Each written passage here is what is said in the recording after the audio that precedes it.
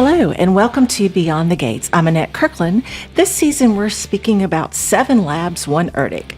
Discover the power of ERDC's 7 laboratories as they bring their technical expertise together to solve the nation's toughest challenges. From developing technologies that support the warfighter to improving the civil works systems we rely on each day. See how each of these 7 labs play a unique role in engineering a safer, better world. Today I have with me 2 guests, Lieutenant Colonel Joshua Haynes, he's the ERDC commander, and Mary Margaret Edney, she's the ERDC Public Affairs Chief. We're talking about the core of ERDC's 7 laboratories. Good morning. Good morning. Good morning to you. How are you? I'm great. How are y'all doing? Doing good. Good. Well, my favorite question. It's always so fun to find out about everyone. So we're going to start off with, could you both tell me about yourselves, your backgrounds, and your specific role at ERDC? So, Josh Haynes, I was actually born and raised in Leavenworth, Kansas, and I joined the Army at 18 years old, and I was with the 1st 75th Ranger Regiment for about 4 years. From there, I went into applied and got into the West Point Prep School to become an officer. I finished out of KU, so had a little bit too much fun there. And the other part is, experience-wise, I was a project manager for the Corps of Engineers in Afghanistan, followed directly by a route clearance patrol in Iraq. Platoon leader that I was, and then went from there to I did my company command time at the Stryker Brigade, 2-2 Stryker up in JBLM, Washington. Then a little back, just history of like who I am and where I came from was did broadening assignments. I've done a number of broadening assignments. One of them was in the 180 Sustainment Brigade down at Fort Bliss, Texas. And then I went from there to Hawaii, where I was with the 25th Infantry Division, and back over to the Middle East as a project manager for the Corps of Engineers in Jordan. Then my most previous job was the deputy commander at Fort Worth District. And then kind of got here as selected as ERDC commander. Been here for about a year now. Awesome. Was it hard to leave Hawaii? Little bit. Okay. Not gonna lie. Family, we were there for about 5 years. Okay. And we lived about a mile from the beach, so morning runs weren't terrible. Right. Just go, get tired, put your feet in the sand, and just kick back. Oh, love it. It was kind of nice. Love it. Well, Mary Margaret, I know this is like your 3rd time on the show, so if you want to do I don't know if you want to do your overview or just kind of update everyone about what's going on with you. So I'm Mary Margaret Edney. My experience is slightly different than what you just heard from Colonel Haynes. I'm from Vicksburg, went to school at Southern Miss, Vicksburg Catholic School here in town, graduated with a degree in communications, and now I'm the Public Affairs Chief at ERDC. So my job is all about things like this radio show, our social media pages, just kind of getting the word out about what ERDC does and how we make a difference. And you're doing an awfully good job. Thanks to you, Annette. Okay, this could go on all day. But all right, so the theme, we're going to get into the theme now. The theme this season is all about collaboration to solve the nation's toughest challenges. Could you provide a brief overview of ERDC's mission and how the 7 laboratories operate together to solve the nation's toughest challenges? So before we get into that, I think it's kind of important to see where we came from. Right. So to the history of USACE, the Army Corps of Engineers, and how we were established there. Of course, General Washington, he appointed the first chief of engineers in 1775.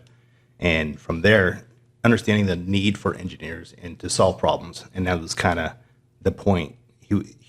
It was very, very important during the Revolutionary War. So we just kept building from that. In 1824, the General Surveying Act was passed, and mission was given to the Corps of Engineers to figure out, waterways, causeways, and just map those things out.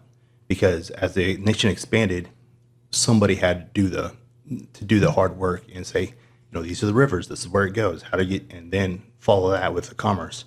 and how the flow of commerce in and out of the nations, just the wilderness back to the east, and that was all given to the Corps of Engineers. And from there, we continue to map things out because you can always provide more detail.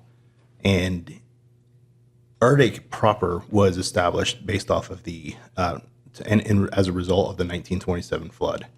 Right. In 1928, there was another congressional act that was passed that said, hey, Corps of Engineers, figure out this water and let's see how we can help, and to just make sure that, one, our nation's continues to grow and does it in a safe manner. So as a result of that act, WES was established, the Waterways Experiment Program, or Station, excuse me.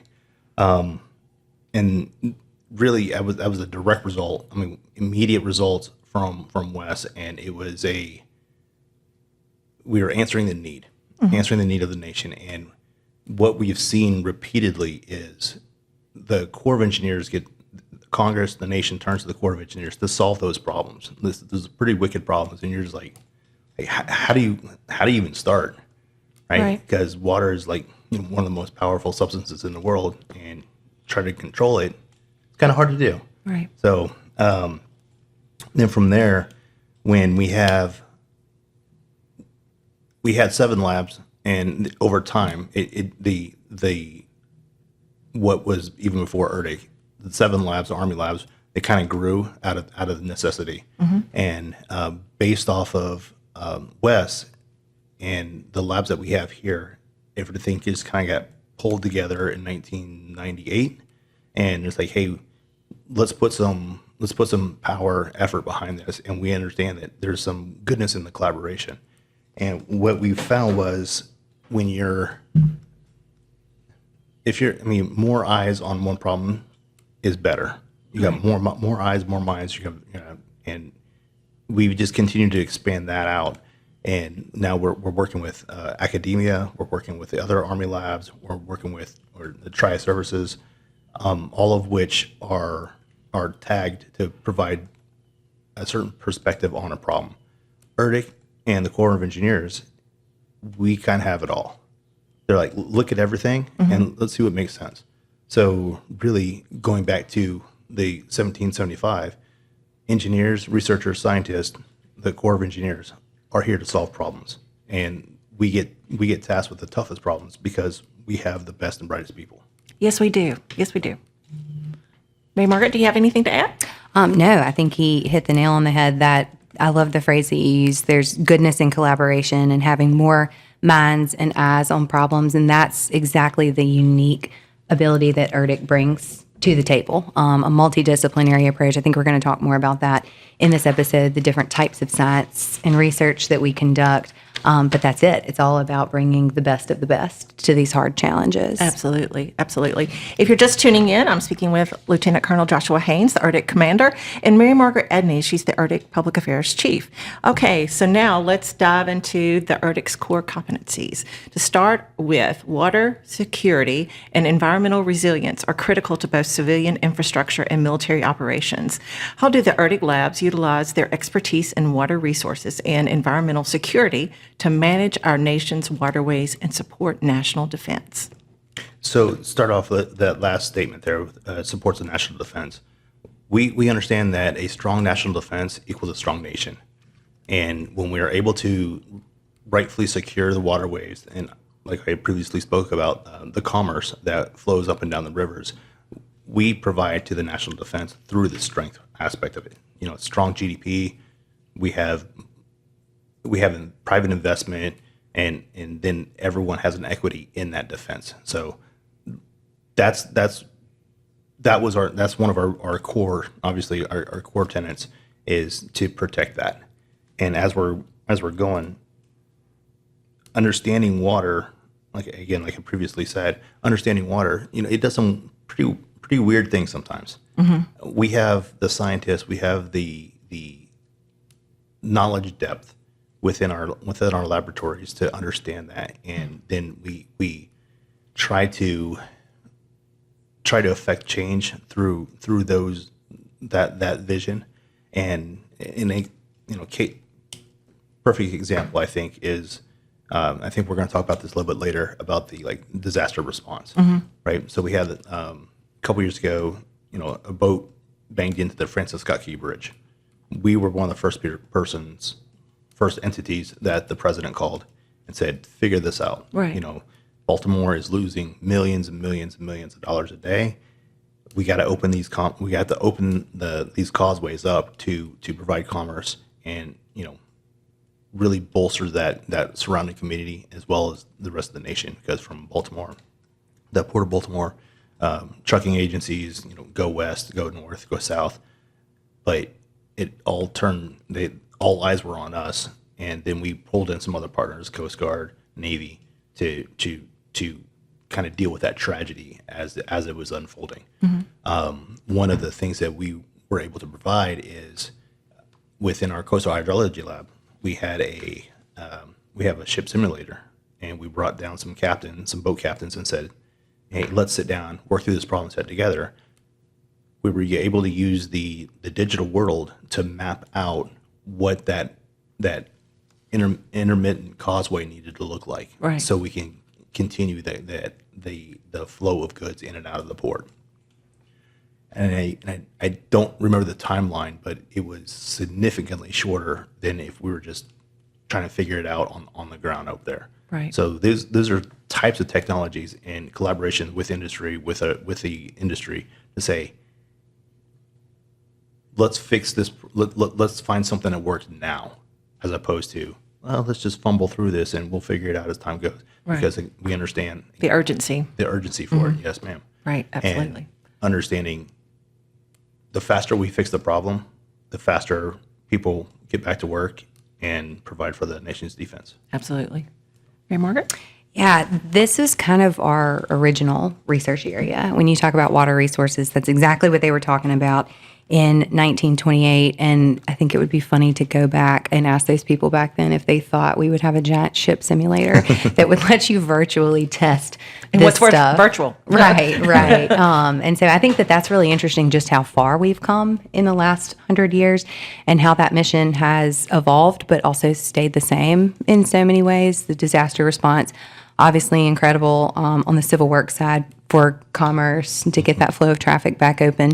But then on the military side, the situation in Morocco where two soldiers were lost, and we were able to bring in some of this water resources, this modeling expertise to help recover them. And so it can be used, in military ways and in civil works ways, and just the way that the technology has evolved, and we're staying on top of it, and we'll continue to do so.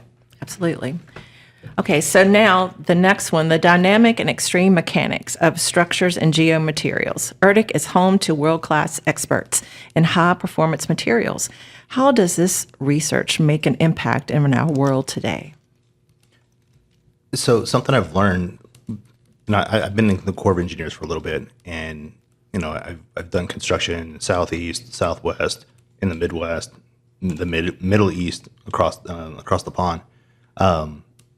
Something I learned coming to ERDC was that we have a pivotal role in writing the Uniform Facilities Code, and that code itself is the UFC. I mean, it's used worldwide, and when our folks up at Searle, up in Champaign, they are sitting down and they're figuring out what works and what is the most optimal way we can do construction, whether it be through techniques or the materials themselves, to provide a solid facility that is lasting longer. The material is cheaper, and the byproduct that is the emplacement is easier to do, and that speeds things up. And we do that. One, we've got some great scientists and engineers up in Searle who really sit down and understand the material that needs to be used. They also do that in collaboration with GSL, that is down here in Vicksburg. And to the collaboration piece, I mean, not one lab can do it alone, because we have cross-pollination in all of them, and that is one of our largest strengths, because we do that all in-house. And that is very difficult to do when you're working cross organization or across other federal entities. But we just pick up the phone. These guys and gals, they work together on a daily basis. So they collaborate to understand what's out there, how can we better it, and then how can we emplace it.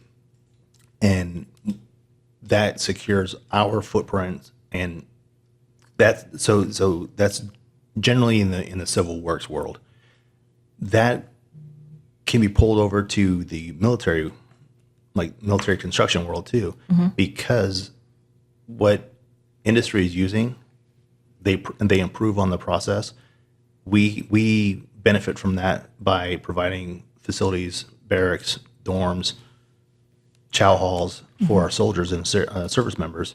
That then again, you take care of your people, they take care of you, and therefore bolstering the national defense even further.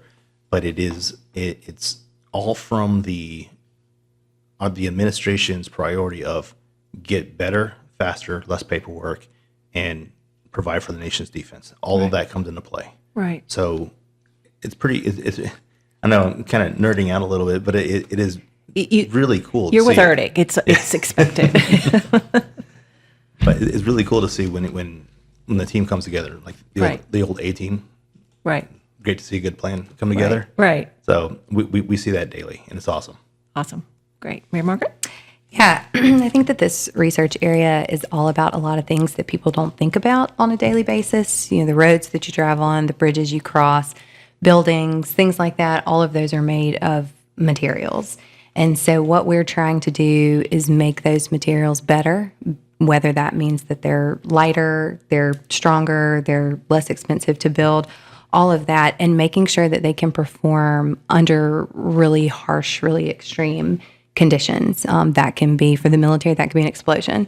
For us here at home, that could be a hurricane, that could be flooding, it could be aging.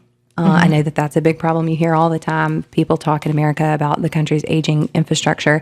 That's where this work comes in. And so Colonel Haynes mentioned it, but the unique facilities that we have to do so up in Champaign, there's a shake table that simulates earthquakes.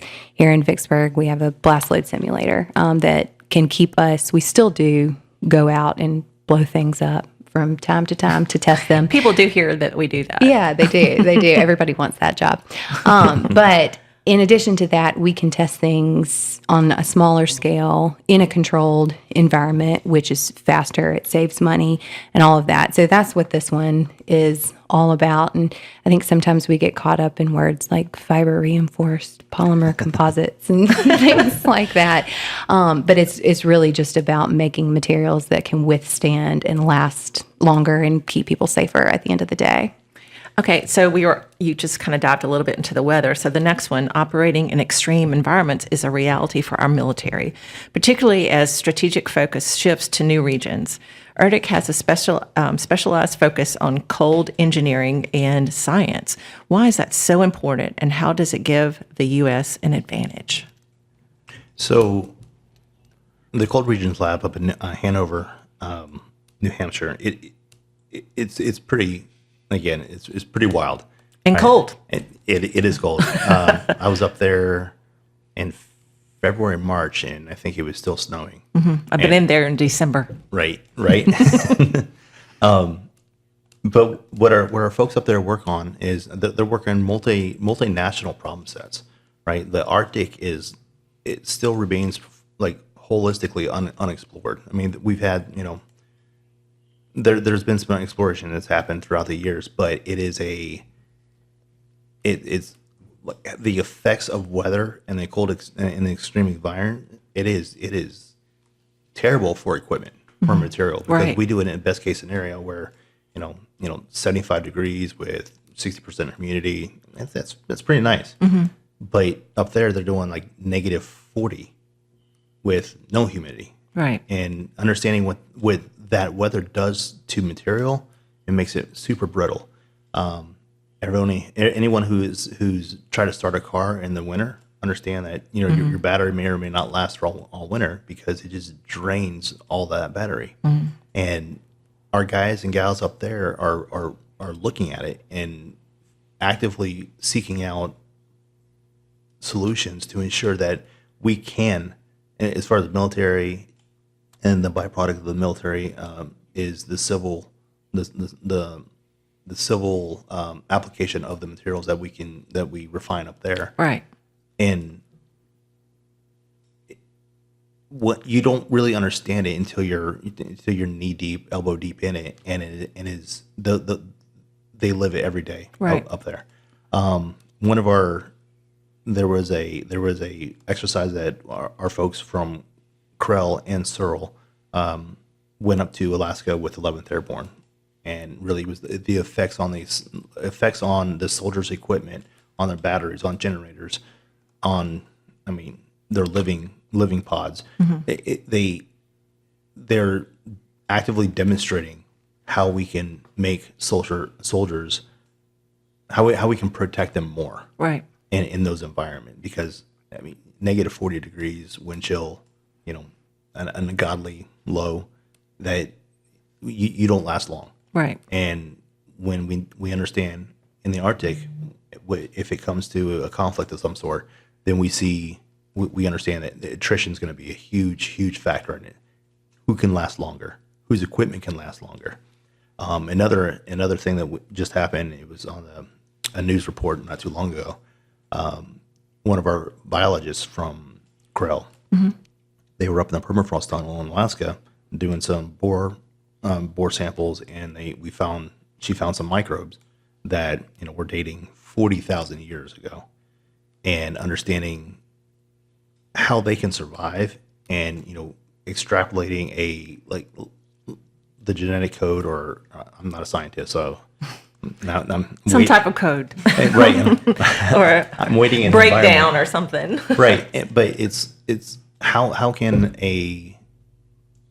we can extrapolate this and then use it on equipment and soldiers, or provide it to the soldiers, so they're not as susceptible to frostbite, Right. Cold weather injuries, because again, going back to it, you're looking at pretty wicked environment, and the people that can operate and last are going to be the ones that are victorious there. Right. So. Exactly.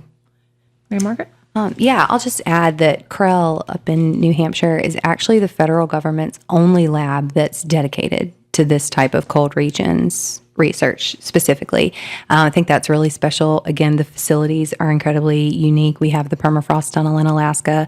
They, of course, do research in New Hampshire that would be impossible to do in Vicksburg for obvious reasons. We don't get that kind of snow and intense weather. Colonel Haynes and I were there together. I think that was March, and it was 4 inches of snow or so. I was scraping ice off my rental car with my hotel room key. So it was a great time. I'm really happy this is where I live. But I just think it's very, very interesting work. It's very important. Like he said, on the military side of the house, those applications for the warfighter are so important in extreme, harsh temperatures. And then even on the other side, we talked earlier about commerce and keeping waterways open and things like that. Ice jams. I think it's been a minute since we've had an ice jam on the Mississippi River at Vicksburg, but that's more of a common occurrence in the northern part of the country. And so Krell experts are on standby and answer the call and talk about how to, break those up, what scientifically can be done to keep those vessels moving and keep traffic flowing. So just so many different applications of this research that I think most people probably never even think about until your car battery's dead on a cold morning or something like that. Well, if you're just tuning in, the show title today is The Core of ERDC 7 Laboratories. I have with me Lieutenant Colonel Joshua Haynes. He's the ERDC commander, and Mary Margaret Edney. She's the ERDC Public Affairs Chief. And the theme for this season is 7 Labs, 1 ERDC, and we're really stressing that collaboration in the episode today. The modern battlefield is heavily data-driven. How do the laboratories apply integrative geospatial analytics and decision science to map complex environments? So we want to get cheaper, faster, and be more efficient. AI and really ITL, Information Technology Lab here in Vicksburg, is leading the way for this. So we manage the Department of War's really backbone for AI and their supercomputing capabilities. Going back to a previous topic, and I'm glad this question came up because it allows us to expand a little bit about it. Mary Margaret talked about the 2 soldiers that were lost in Morocco, right? So we got that phone call, and our guys and gals immediately dove in to figure out, like, how can we help, right? So through ITL, the supercomputing capability, they started running models on drift patterns, wave currents, and that environment that they were working in was pretty treacherous. We were able to assist in identifying areas where people could likely be, and that was we had a working model, I think, within 2 hours, 3 hours. And of course, as time goes on, the supercomputing capability further refined that. Same thing with the Francis Scott Key Bridge.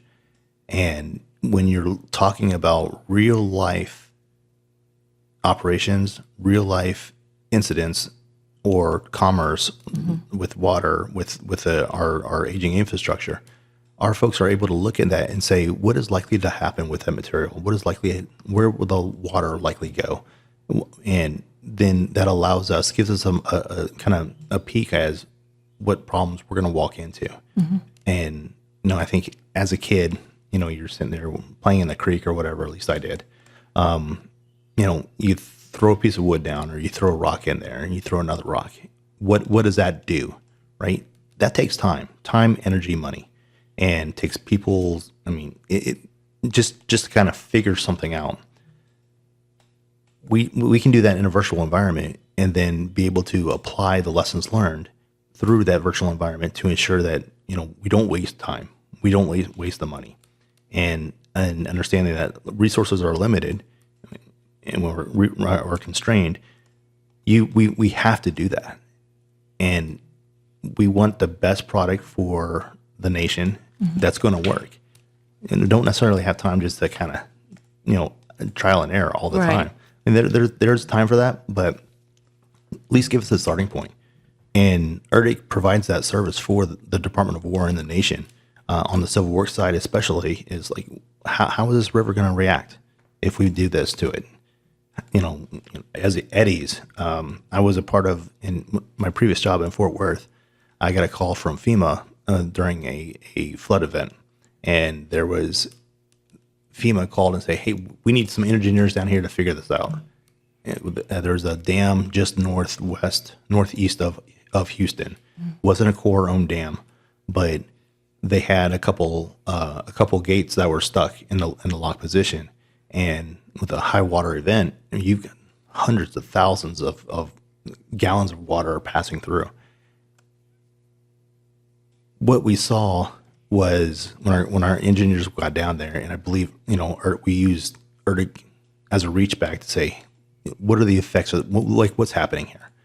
And what we saw was the 2 middle gates were closed, but the 2 side gates, the end gates, were wide open. But that creates an eddy that just started chewing away at the surrounding ground, excuse me.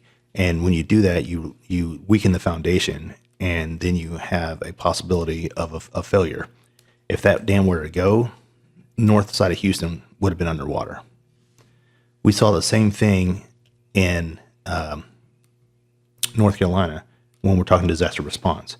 We're trying to figure out real-time problems to solutions, immediate fixes to save lives. And those are all models that get run on the backside to give us a starting point. And again, would you rather walk into a room and try to, like an unknown room where it's blacked out, and try to figure out where things are?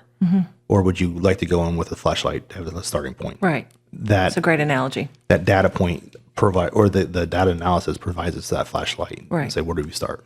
So. Okay. I'll add to that. I love the analogy of the flashlight. And I think when you're thinking about this kind of decision science too, say you turn on the flashlight and the room is just full of Yeah. stuff. Where do you start? What do you start with? And so part of this research area is all about taking all of that information and putting it together in a way that's useful for the people making the decisions, helping giving them a place to start with where, routes, for example, when Hurricane Helene hit in North Carolina, experienced extreme flooding. ERDC was a part of that response, and we sent drones basically up there, and we flew the area and gathered imagery of what roads were down and who needed help first and fastest. And again, in a situation like that, you're modeling all this water. There's just so much data. Right. And so where do you begin? And we provide them the information, not just the raw information, but package it in a way Right. that's really helpful, because sometimes too much information is overwhelming and not helpful. Well, and to that, just to add on a little bit, so ERDC, in collaboration with NOAA, we opened up we dedicated a new building down in Gulfport, Atlas, right? So this is a plane that goes up, it has LiDAR on it, and it really does disaster response where they can map out the areas, littoral areas. We can map out disaster zones and see, like you said, where do we start? Because you got to start somewhere. So what is the most impactful area that we can affect immediately? And all that comes into the decision matrix. But that is a system that our folks are working, collaborating across federal entities and agencies to really solve real-time problems. Okay. So protecting our military installations from emerging threats is a key ERDC mission. How do the 7 labs collaborate to innovate within the resilient infrastructure and installations competency, ensuring our bases remain fully operational under pressure? So we understand that there are foreign adversaries out there that want to do us harm, right? And what we see is one of the, I guess you could look at it as like a soft target. So the continental United States, we have multiple air bases, army bases, forts where our soldiers live, work, and train out of, right? So if you're looking at these areas, and if you're affecting the power grid, now you can't get into an arms room. You can't, effectively use a range. If you're affecting if you can stop the water, you can target the water, then now you have thousands, hundreds of thousands at times, families that don't have water, right? So what specifically ITL is doing is hardening the cyber world. They're they're red teaming it, and they're saying, hey, these are some problems. If I were a foreign adversary, this is what I would do. And that allows us, again, kind of peek behind the curtain of, okay, let's focus our efforts in this area. And that again helps us harden that site. Also with the power and energy, water, same thing. Mm-hmm. But what we're able to do is also expand that bubble out from that post or that fort out into the surrounding communities, because a lot of times we have infrastructure that we pull from those entities to say, hey, we're going to use water, we're going to use their power station. So we assist in that realm of, hey, let's protect the whole system and not just our part. And Searle up in Champaign has a huge part of that, and just the collaboration with the post and the energy aspect of things. We get a lot of direction from the Assistant Secretary of the Army for Infrastructure and Energy and Environment to help us with that. And one of the latest things was Secretary of War, Secretary of the Army. They came out and we're going to use micro nuke, like power plants, to kind of get some energy independence, and that we're not solely dependent on that surrounding the community. Mm-hmm. And Searle is leading that effort with our folks down in Fort Belvoir, the 249 Prime Power. Additionally, GSL here in ERDC, they are dependent on by our installations to look at our levees, look at our water systems on the post, and they look at the railroads that are on there. Mm-hmm. So all of these are efforts and assets that we can use to make sure our soldiers can move, they can live, and they can fight for on the second, third, fourth, fifth day, and we can then project power from that. But it is like you said, it's a collaborative effort and we talked about 11th Airborne up in Alaska, hand in hand with Grill.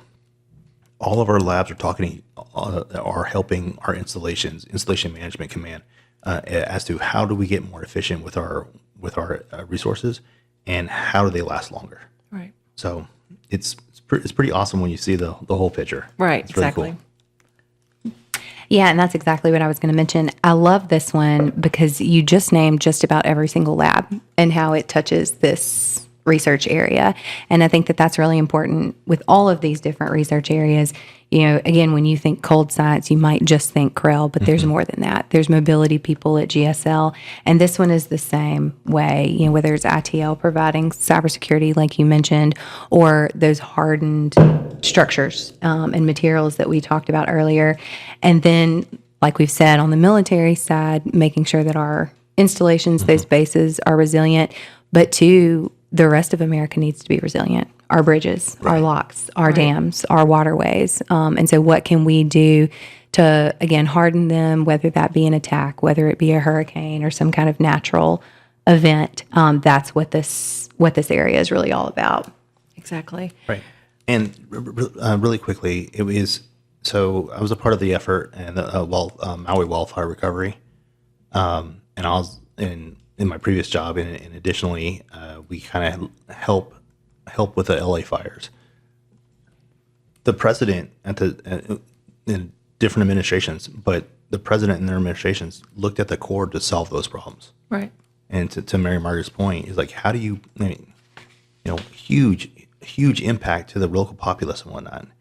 And then you have the small things that we don't necessarily get credit for because no one sees, but it needs to get done. And, and our folks are working those to harden the levees, making sure that the dams are going to fail, because that is what makes us great. And that's what that collaborative effort is people depend on it. Exactly. Well, then the process of moving from an idea to actual technology or platforms being used in the field has traditionally been a long and costly process for the government. Could you explain how digital engineering and prototyping allows ERDC to simulate, test, and field new technologies faster and more safely than traditional methods? So we just hosted Major General Kelly, who's a Civil Works chief for the Corps of Engineers. And that is one of the things that we talked about yesterday a lot of. Like, how do you move from an idea to the prototype? Then how do you move that prototype to have those things put in soldiers' hands to effectively use? Previously, I mean, it's a pretty long and arduous process, right? There's a lot of testing, a lot of point one, point two counterpoints, and say what we'll be able to use, what will we be able to use and be effective. And what we've seen is, like we stated with the modeling aspect, how can we run a model to see what works and then implement that, right? So there's a lot. I mean, that's what happens in research. You test them. The scientific method is you throw it out there, you test it. It doesn't work, you move on. ITL is able to do that through the modeling, and each lab has that capability to an extent of testing, just using the scientific method and testing what's out there.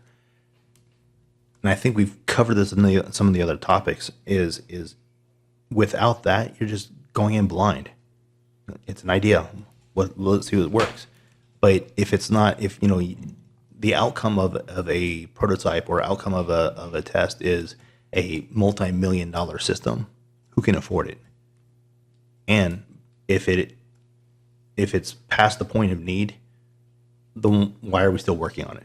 That's what we talked about with General Kelly yesterday. Is we need it at the point of need, and what we're able to do is through the collaboration, through our work with the Assistant Secretaries of the Army for Civil Works, INE, MRT, all those cats, they're identifying needs, and we have the ability to then reach out to the soldiers who are in the field and trying to figure out and solve these problems on their end. And we can say, hey, we've tried this, it doesn't work, you should try it this way.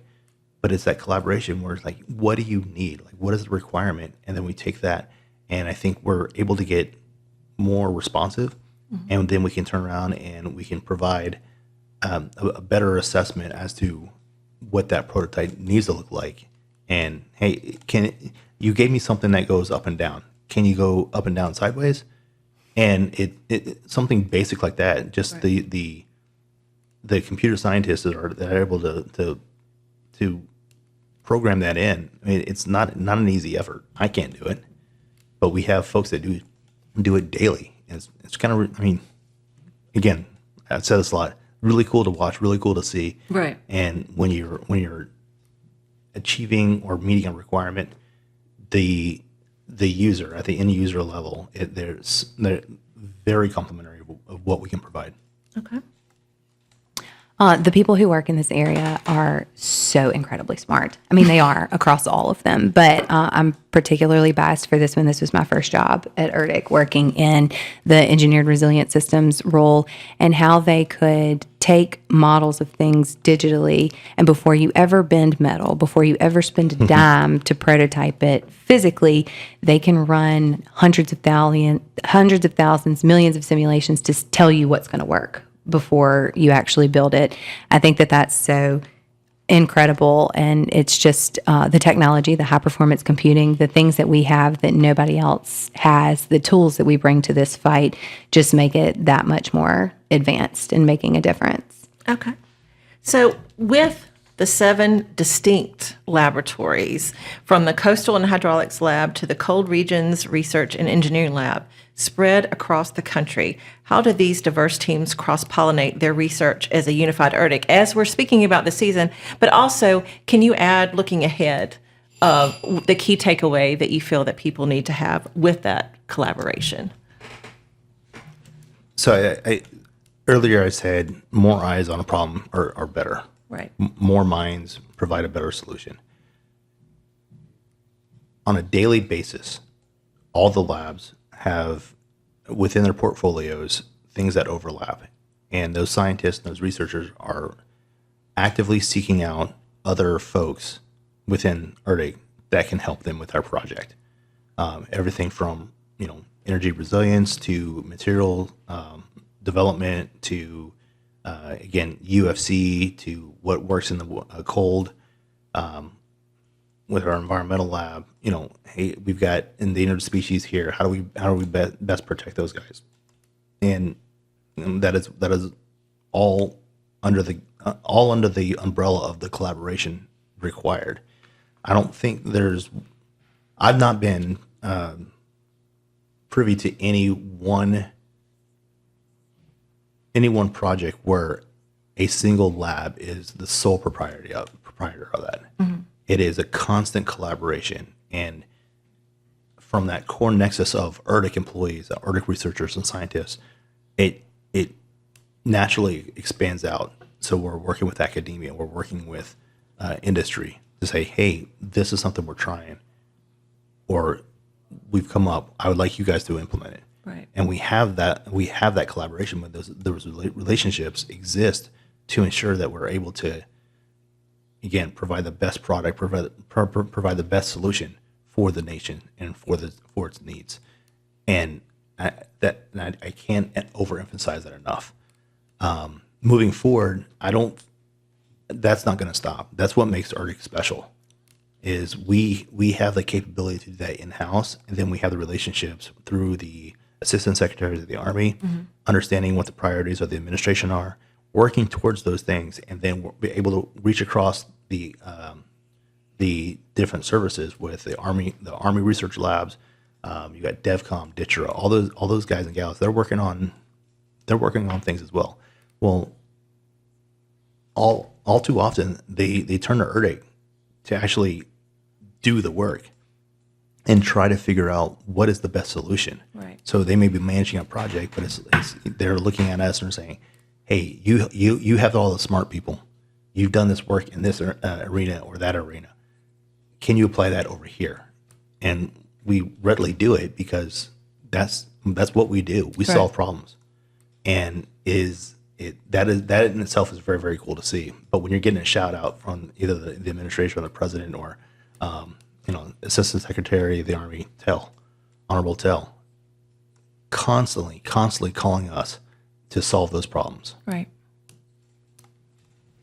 And I think that is what this show is about, and kind of connecting those dots and helping people understand the real impact of what we do. I think in terms of key takeaways, I know for me, it's such an honor to be a part of an organization like this that makes a huge difference in our world, but it's also so much fun.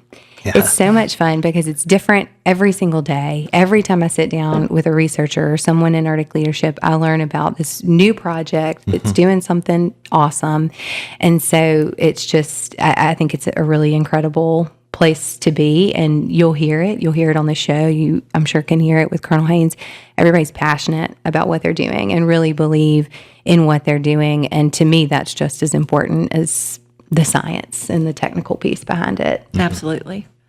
Well, before we just end the show, I just want to thank you guys for what you do, not only for our community, for the region, but for the nation. So between spreading the Arctic story and being involved in all that, everything that's important. So thank you guys for that and for being here today. It is, and Mayor Margaret said, it is an absolute honor to be able to do this for us, for the nation. And the Arctic, the employees of Arctic, the folks that work in and around Arctic, they are so great. They're really, really great people, and that higher sense of giving and volunteering, that'll another thing that makes USACE, Army Corps of Engineers, great, and we see that every day with you within Arctic. Awesome. Well, thank everyone for listening to Beyond the Gates. We'll come back at you next week. Have a wonderful day.